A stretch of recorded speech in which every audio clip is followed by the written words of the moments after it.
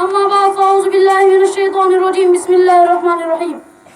معزز سامعین کرام، محترم اساتذہ کرام اور میرے قابل قدر مہمان گرامی اور میرے عزیز ساتھیوں، السلام علیکم ورحمۃ اللہ وبرکاتہ.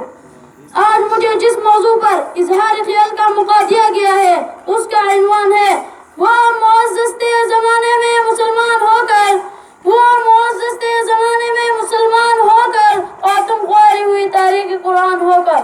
سامعین کرام، آج مسلمان ہر جگہ ذلیل اور رسوا ہے، ہر جگہ مسلمان پر ظلم ہو رہا ہے، مسلمان کی عزت کو برباد کیا جا رہا ہے، ہر مسلمان کو مذاق اڑا جا رہا ہے، کئی داڑھی چھوڑنے والوں کو بے گوش کہا جا رہا ہے تو کئی مولیوں کو دہشت گرد کہا جا رہا ہے. آج دن کی روشنی میں مسلمانوں کی خون کو بھیڑ بکریوں کی خون کی طرح پایا جا رہا ہے. معزز سامعین کرام، میں آپ سے پوچھنا چاہتا ہوں کہ کیا مسلمان شروع سے اتنے ذلیل اور رسوا ہے؟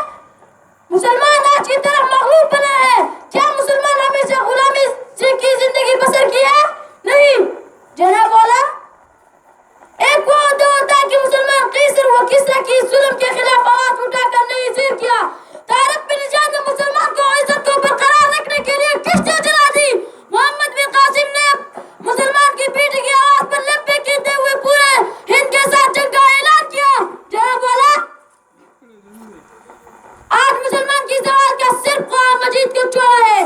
تاریخ گواہ ہے کہ مسلمان جب تک قرآن مجید کے پر عمل کرتے رہے کامیاب حاصل کرتے رہے، لیکن مسلمان کی قرآن مجید کی چول زوال پذیر ہوئے.